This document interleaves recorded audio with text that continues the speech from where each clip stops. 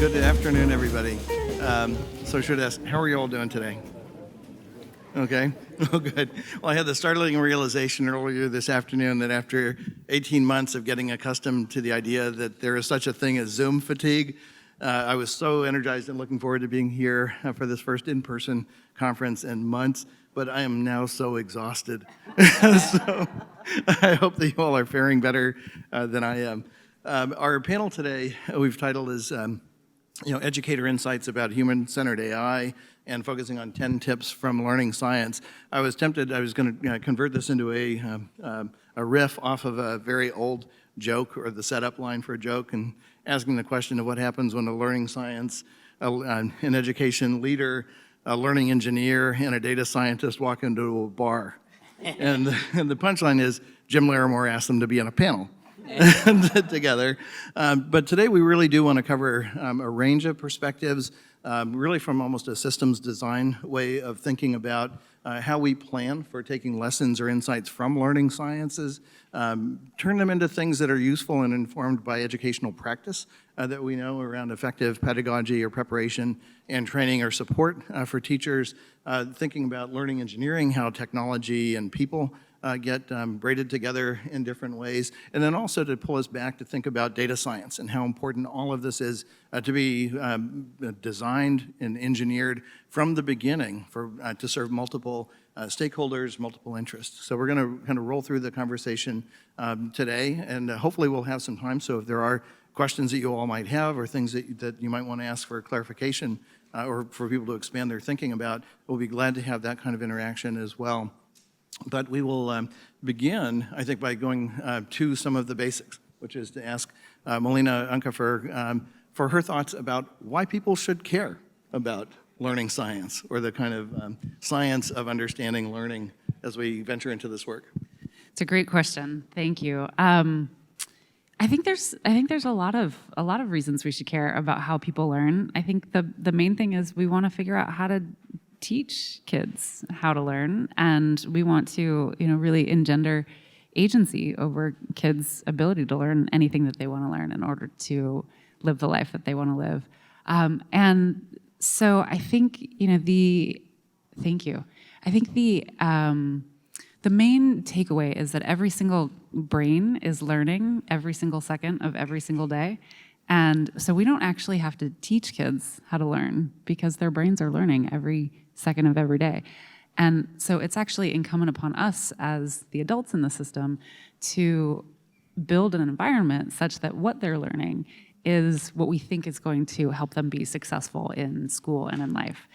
And so that's where the principles of learning science come in. You can see some top 10 principles of insights that we've known for 100 years, 120 years, because it turns out every single brain actually learns the same way. And so if we know that, but we know that what they're learning and how they're learning is dependent on the context and the environment and their prior history and all of this, but like the actual mechanisms of how students learn are the same across every single brain.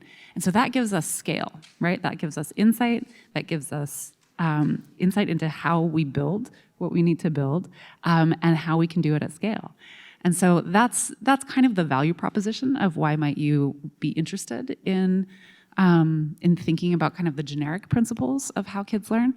But I think some specific examples might be that there are things that we learn through research, right? Through understanding and inquiring and investigating and discovering how kids learn that we wouldn't necessarily know, but we could use as a pointer for kind of this engine of innovation that we all are looking for. One specific example might be there's this really cool insight that we learned around when you do aerobic exercise for a little bit of time, right? You get your heart rate pumping. It signals to your brain to release something that's just a growth factor in the brain. And it's called BDNF, brain-derived neurotrophic factor. And some people call it miracle grow for the brain. right? So you get a little bit of your heart pumping, you do a little bit of aerobic exercise, and your brain actually becomes a little bit more plastic, for a little bit more learner-oriented for a certain period of time, depending on the amount of exercise and the intensity of exercise. Well, how cool is that, right? If you then think about, what if we put gym class before math class, might that, with no extra effort on the kid's part or on the teacher's part, might that be a principle we could leverage based on what we know from how brains learn that could dramatically change outcomes? And so it's those, specific types of principles and concrete examples that could, again, point us to where we might want to commit our resources, our very limited resources, based on what we know about what works for whom, when, and under what conditions.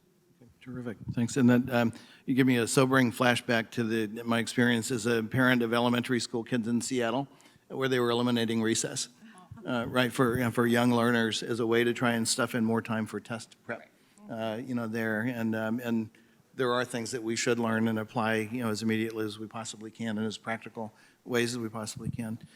So, Cassandra, I'm wondering if we could maybe pivot to you and the work that you're doing through the Branch Alliance for Educator Diversity, because as I've become more familiar with your work, it seems to me that you're focusing simultaneously on learning from learning sciences, aligning things to try to get to higher levels of impact, and also wrapping it all around a core commitment to equity. Right, and I'm wondering if you could tell us a bit about your perspectives. Absolutely. So the Branch Alliance for Educator Diversity is a national nonprofit organization. We're a network of 172 colleges and universities that prepare teachers. The overwhelming majority of institutions in our network are minority-serving institutions, so they are colleges and universities that already have a demonstrated commitment to diversity and equity, and they're preparing teachers to go into schools, some of our most challenged schools, most vulnerable communities. And so for us, it's important that we are equipping a diverse teacher workforce with the latest and greatest that we know about learning, about instructional practice that is explicit around issues of diversity and equity, for the purposes of moving forward learning. And I think as we begin to talk about AI and other emerging technologies, we really have the potential to leverage these technologies to eradicate some of the persistent inequities in our system, but we also run the risk of exacerbating those inequities. As we think about certainly the teachers that we prepare and the populations that we prepare, serve at Branch Ed, we think about during the pandemic, the digital divide, students who didn't have access to computers, didn't have access to internet and technology, and we think about how can we bridge that? How can we begin to think about that and solve the issues of access? We also think about getting computers in the hands of kids is not enough. Getting computers in the hands of teachers is not enough. We think about access even deeper as we think about technologies to support English language learners or students with disabilities. A huge topic here in California, again, during the pandemic, is how are we providing educational services to those occupations? And then we think about the content that is available or populated within these programs, and think about even the diverse perspectives that are needed to ensure that there is access to the content. The baseball study, right, is an example of that, where math word problems that were focused on a content that students were familiar with did better. Those students did better than those who weren't familiar with the content. And it had nothing really to do with their mathematical ability, but their familiarity, right, with the subject matter at play there. So I'm excited about the power and potential both of AI and of learning science. We are realistic, not just within our community, but broadly, about how do we begin to ensure that our in-service, in-practice teachers are ready, willing, and able to maximize the use of this information in their classrooms. And then we think about the future of the educator workforce. How can we begin to think about pre-service teacher prep? And how are we embedding these principles, learning science in particular, right? How are we embedding it within the very training and development of teachers and the teacher workforce. So we have a lot of power and possibility with what's here, and also should be mindful of some of the risks. Well, that's great. Well, it strikes me too that for folks who are here who are working with ed tech companies, and when you think about the kinds of professional development support that teachers might need, that considering the opportunity to provide input for people who are doing pre-service teacher training gives us a chance to really think generationally about how we make progress over time as uniformly as possible, right, across the country or in other countries as well, right?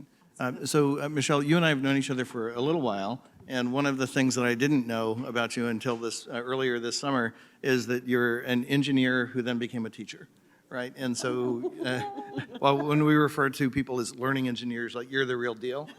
And I'm curious because you've also been a very thoughtful advocate for the idea of teacher-in-the-middle approaches to the use of AI or other technologies. And I'm wondering if you could maybe unpack that a little bit and tell us how you're thinking about these issues and what might be helpful for people here in the audience to know. Yeah, sure, absolutely. So what Jim just mentioned, this idea of educator in the middle or teacher in the loop or human in the loop, you hear some of these languages when we talk about AI and implementation of AI. I think that really what that stems from is this space of really recognizing that it's not enough for us in the community that is focused on building out emerging technologies, AI technologies, adaptive technologies, to say that we're not out there to replace the teacher. Like, that's not enough, right? We have to talk about the unique values that our teachers bring into the classroom, much of it based on the learning sciences and what we understand about what engages students and how students learn. And we have to be really clear about the goals and objectives of any of the AI systems that we are building so that we can marry those two. I loved in the introduction, you said braiding the humans and the machines together. And I think that that's a really, really powerful concept. And I think that it becomes really important then in our design processes, it becomes important in our implementation practices, it becomes really important in understanding what is working for different learners in different situations, to have the educators in the loop to be sharing with us what their observations. So if we build a recommender engine, how do we know that we're making good recommendations, right? We can see in the data that comes in from our platforms, student A seemed to get that, student B maybe not. But there's a lot of rich information that our educators can provide back to us as well about what they are seeing in the classroom, in the contexts in which they are. I think there's kind of two pieces of it. One is making sure you're designing to bring those teachers into the loop. It's also really critically important to make sure that our AI systems don't do the latter of what Dr. Herring here was talking about, which was we don't want them to exacerbate inequity. And for those of you who follow what has happened with AI and ML, there are situations where bad things have happened because we didn't look or we didn't think to understand that. And having humans paying attention and giving us feedback is a really critical piece of keeping our machine learning healthy. Okay, great, thanks. And John, turning to you on this. Yeah, building on that point, I think that we also we risk having inaccurate results in the interpretation of our results if we don't have humans in the loop. I think the example that comes to me, the last study that I worked on when I was at ACT, we were developing predictive analytics and we were looking at clickstream data out of an LMS and then using that to predict social and emotional learning. And one of the things we found in one of the courses that was the most highly predictive features was students who used the discussion forum. And we were like, oh, here's an interesting feature, highly rated, we'll include it, right? We're getting better kind of performance and results, that's great. But we had as part of our design, and this, I'm somewhat ashamed to actually admit, it was the first time we'd gone out and talked to faculty about the results of that work. For the most part, I'd done highly scaled work where it's like we couldn't talk to 5,000 teachers. But this, we had a small number, and we went back and brought these results to this teacher, and she said, that's really interesting, because I don't actually use the discussion forum in my class. in any intentional way whatsoever, right? And he said, well, why is that? And she said, the students who use that feature are the kind of eager beavers who are out there in front asking questions that they think are going to appear on the test. So it's those students who are reaching out and who are already kind of anticipating what would happen, kind of practicing the learning sciences. As Melina said, they're learning all the time. These were the students at the forefront of that. And the impact of that was that she didn't need to start using the forum more, right? It was finding ways to actually kind of capitalize on some of those student interactions. And I think many people here in ed tech companies we're all interested. I think that data is super rich, very exciting and interesting, but we risk, if we don't have human interpretation, we risk making ill-informed interpretations of what that data actually means as it's practiced and embodied without having humans in the loop. Okay. Oh, great. Thanks, John. So what I'd like to do now is maybe kind of pivot and just ask a question or kind of set something up. And Melina, you may have a first response on this. But it seems to me that individually, you've all recognized that the sort of typical, I think, Melina, you'd used this word in a prep phone call, that the sort of waterfall methodology of developing things and teachers and students being at the end of the lowest level of the waterfall on the receiving end of things is something that we're very familiar with and that we can see the limitations of. And I'm wondering if you could tell us a bit about the work that you're doing around inclusive design. And I think for the other panelists, my impressions of your work is that you have become more and more assertively inclusive in the things that you do. And I'm wondering if for those who may not have yet taken that kind of an approach, if you could each just say a little bit more about why that matters to you, or what benefits you've seen from taking that kind of an approach. Yeah, absolutely. It shouldn't be a radical idea to say, let's get all the stakeholders to the table at the same time to scope out the problem space, to scope out the solution space, and to figure out how to put it together. But it actually is. It's a paradigm shift to say, let's not just, again, even in the very best models, right, where we're building ed tech products that are really grounded in rigorous learning science, even in that very best model, we still have this very disconnected and siloed process, this waterfall process, right? Where we do a bunch of research in labs, maybe sometimes get that research out into classrooms, but we're not actually researching in classrooms. We're taking seat time in classrooms and doing the research that displaces the curriculum. And so it's not like true real world research that's truly contextualized. So going through all these research cycles, figure out, we know a thing. We know about growth mindset. We know about grit. We know about executive functions. And we throw it over to y'all to build ed tech products and programs.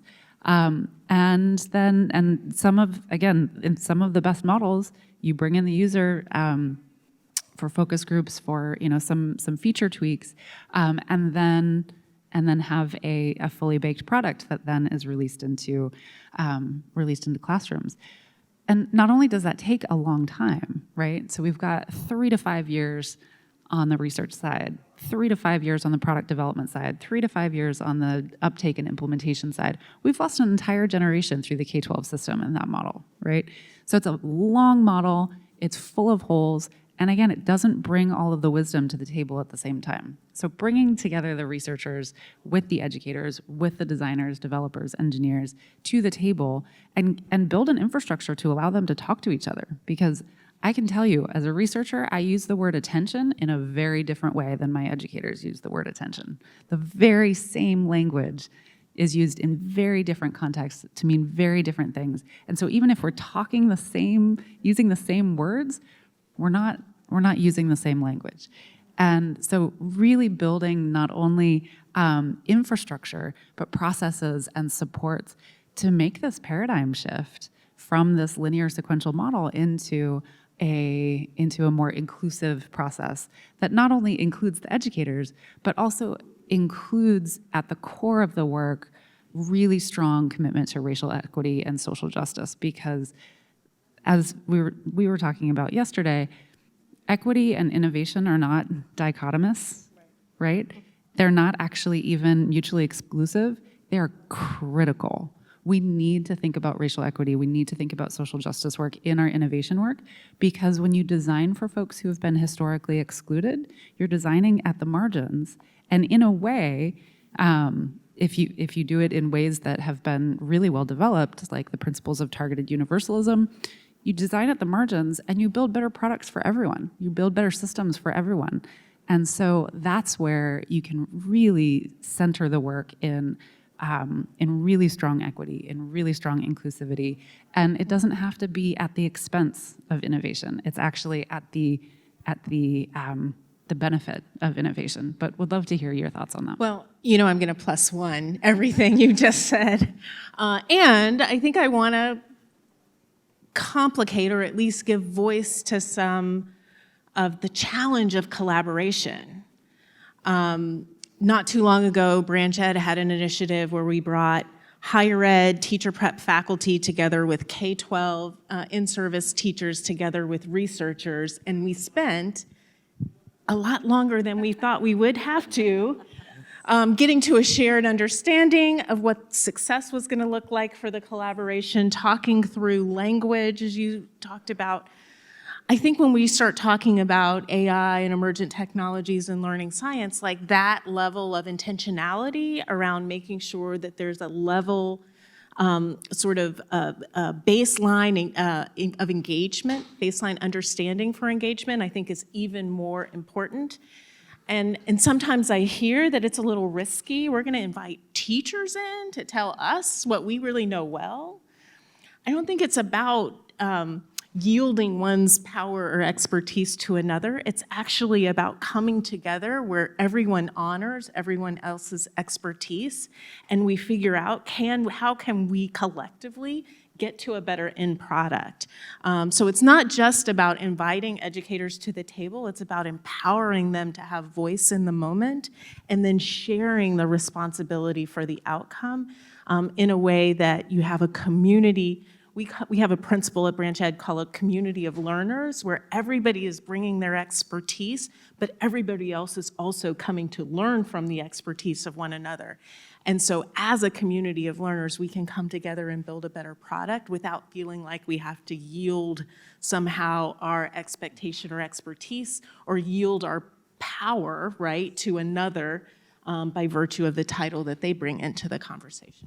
Yeah, that's actually so powerful what you just shared with me. So I had this opportunity. I'm a contributing author to a book called The Learning Engineer's Toolkit that Jim Goodell has put together. It's going to be great. It isn't quite out yet.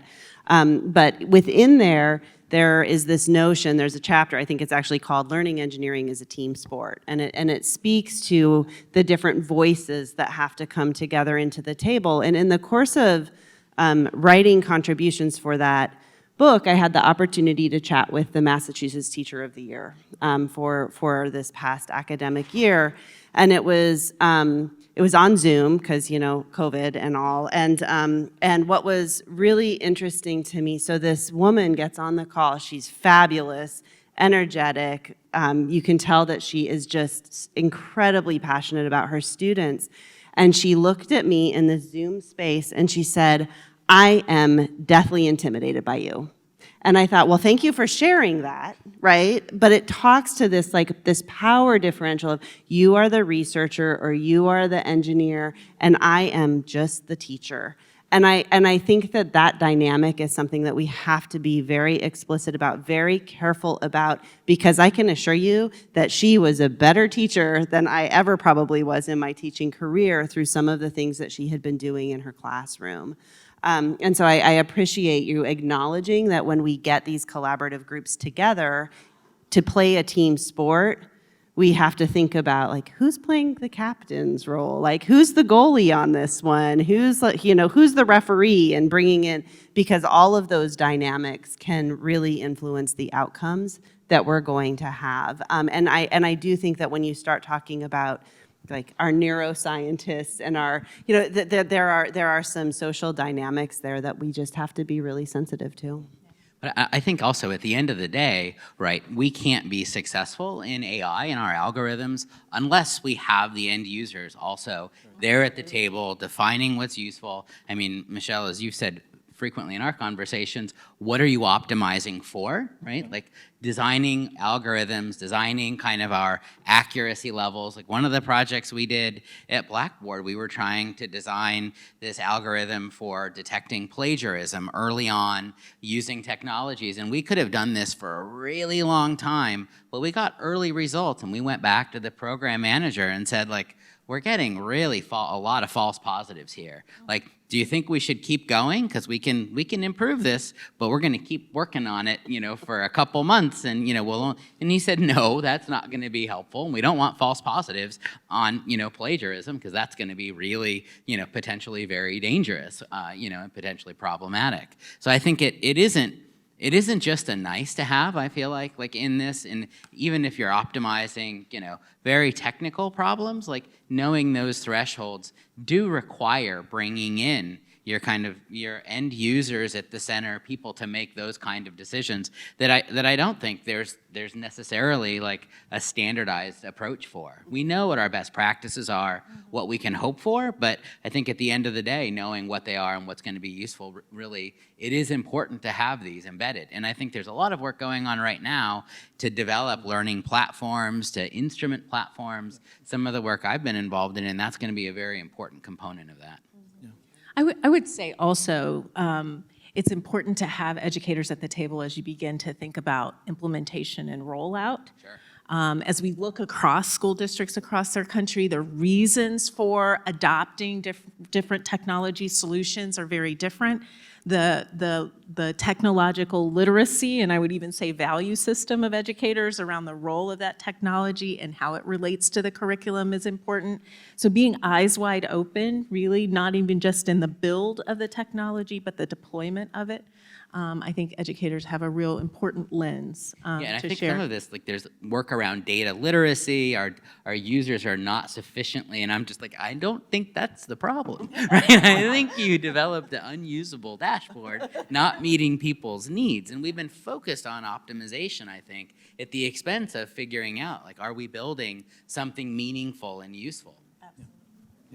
Yeah. So for those in the audience who know me, so you may know that part of my family background is Comanche, and I would say that one of the things that has occurred to me in hearing each of you speak about sort of more inclusive strategies or accounting for kind of equity or concerns is that especially in this past 2 years, because of the pandemic, where parents have played, or families and guardians have played a significantly larger role in providing educational support or being the teachers, the in-person teachers for their children, that one of the elements of this is that not every parent had the same educational experience or relationship with schools and education that we might think about. And many of the people who are involved in the industry sector have kind of grown up in environments where school really worked for them, right? Or where they had the wraparound supports that really benefited them. So the idea of inclusive design, as a sociologist as well, kind of makes me think, so one of the things we really have to think about is how comfortable are we reaching out across the aisle or across difference to connect with people who may have had very different growing up experiences, different learning experiences than us. And I'm wondering if you could just briefly share your own insights about kind of finding your own comfort zone in doing that work, or being open and listening so that you can understand a little bit about where people and people who may be leading organizations that you haven't collaborated with before might be coming from, right? So how, for anyone who's willing to take a first bite at that. Yeah, I'm happy to kick us off, but I know you all have experiences with it. So, we've had in our program, our inclusive R&D program, that is very, I guess you could call it equity forward. Other people have called it equity in your face. This was before. This was in 2019. We had to do a lot of level setting across the sectors. We had to have a think about who our researchers were and how they researched, and do they have values around taking seat time from students. There's this really great article, if you guys haven't read it, by Chicago Beyond called "Why Are We Always Being Researched?" or "Why Am I Always Being Researched?" From the perspective of a kid in Chicago who is always a researcher in her classroom, and there's no direct benefit. The researchers in these scenarios come in, take time and resources, and don't directly give back to any direct benefit to the teachers, to the students, to the school. Maybe they might bring candy, but that's about the extent of it. And so thinking about how do we cultivate a culture of respect and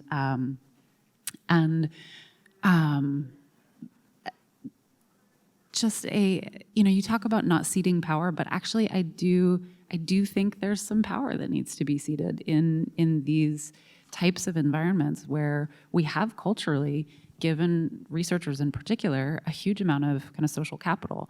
And so because of that, we've kind of created this cycle of like elevating the researcher. And so I think we need to kind of counterbalance that a bit with exactly what you're talking about. And so, we have to break down some very strong and pervasive cultural norms, and that is not something you can do in a workshop. It's not something you can do in a day. It takes continued commitment. And actually, we talk a lot about not creating safe spaces for folks to explore their own personal equity journey and our collective commitment to racial equity and social justice. But we talk about creating brave spaces, exactly, where you can step into that hard conversation. You can step into the fact that I may not have the same experiences as you. And that's fantastic. That's actually the diversity that we're looking for. And so being able to actually not only create that brave space, but also then continue to celebrate it and elevate it and say, if I'm not hearing these conversations, we're not doing the work. And so just kind of modeling that new behavior. But curious how you think about it. No, I agree with everything you said, and I would add that, again, at Branch Ed, we talk about leading by listening. And sometimes, even if we have a thought in mind, an agenda in mind of what we want to do in a space, we need to start by listening. We recognize that we're outsiders in the space, and so how do we get to know the context, the communities, the institutions that we're attempting to serve? We don't do that by talking first. We do that by asking questions and then listening intently. And so I think that that's hugely important. The other thing that I would say is, in this space, I feel like there are a sufficient number of folks that are bought in that want to charge the summit. And so maybe it's playing to those strengths. And I'm going to shamelessly plug here, teacher prep. We want to talk to you if you want to do work around teacher prep, around in-service professional development. We have ideas in this space about how do we begin to really push toward more equitable outcomes for students. So finding those organizations that are like, you know what, we're going to come to the table with some expertise, but we're going to say up front, we don't know it all. That's why we need you. That's why we want to be in partnership. I think we can do it on an individual level, find those teachers that have the bandwidth and the time, but I think there are also consortiums and organizations that represent broader audiences that might help us get started faster and go deeper.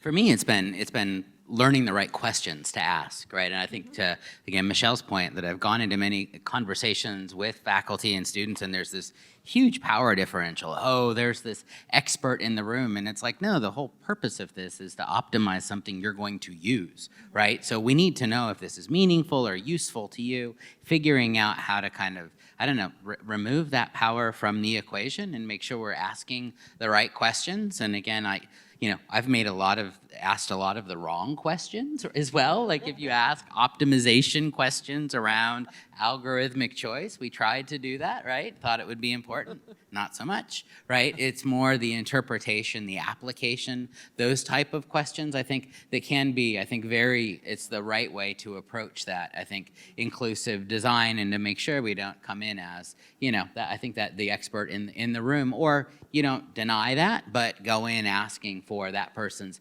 expertise that we respect and recognize as well. Yeah, It reminds me of something that I know very good product managers do. So when we talk, like if you think about the pragmatic marketing framework, which probably many of you have engaged in, there's something called the Nihito visit. Nothing interesting happens in the office. And I think that, you know, for those of us that kind of sit on the side of the computer looking at the ways that our algorithms are working or not working and that type of thing, as company leaders, think about how you are getting the people who sit behind the computer working on those algorithms into situations that sometimes are uncomfortable. Jim, I worked with ACT for some time and got to go on this fabulous tour of South Chicago schools that was incredibly eye-opening. And so, you know, think about how as company leaders, you're engaging the folks who are working behind the scenes and in the office in what they can observe and what happens outside of the office, because I think that becomes really, really powerful. And, you know, we're all learning all the time. And so trying to keep everybody's minds open to the notion that no matter how much there's been learned, we still have a lot to learn, I think is really important. That's great. So with the almost 4 minutes that we have left, I'll just put in maybe a little more of a plug for something. That if you are interested, if the organization that you're working with is interested in finding other organizations that are kind of aligned and wanting to take a more inclusive approach, thinking very hard about how to use AI or other kind of learning technologies responsibly, ensuring the safety and data security and other things that are so essential. We launched yesterday the EdSafe AI Alliance, and if you go to edsafeai.org, you'll see an increasing number of logos of companies and organizations in the U.S. and internationally that are joining that movement. And I think it is, you know, it's a forum for identifying potential collaborators, thought partners, in addition to the organizations that these wonderful folks are leading and working in. With the now 3 minutes or so that we have left, I want to maybe ask you to think about investors, philanthropic funders, government sources of support, and think about, you know, so where we are in this age of ed tech, I think really kind of being potentially ascendant in its importance or its potential contribution to learning and education. But what words of advice would you have to people and organizations that are effectively shaping the field, right? Or at least mapping the edges of the field and the things that are being supported and prioritized? It's a great question. Tech is a tool, right? It can be used for good, it can be used for evil. You know, in the industrial age, we've had all sorts of big step function increases. When the printing press first came out, it was demonized, right? As like books were going to cause moral laziness in our girls, not our boys, just our girls. Moral laziness, books. And now all we want to do is have our kids read books and not be on their iPads, right? So like with every step function increase in a new type of technology, there is an opportunity for weaponization, and there's an opportunity for, you know, real deep step function improvements. And so just thinking about that as kind of the intentionality of the tools, I think is just a big guiding principle. Time. Teachers work about 50 hours per week, and only 49% of that time is actually spent on instruction. If there are ways that we can try to give teachers time back, think about what do machines do well, what does the technology do well, that can free up time for teachers for that in-person direct instruction, direct support of learners.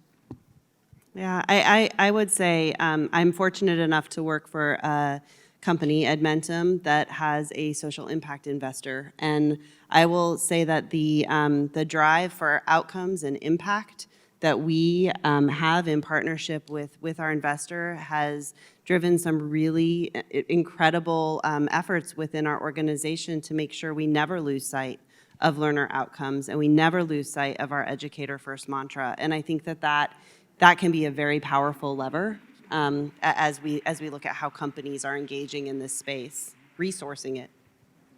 I got 10 seconds, so I'll say interpretable models of AI ensuring transparency to engender trust is what I would call for, and on time. Spot on. So please join me in thanking these folks.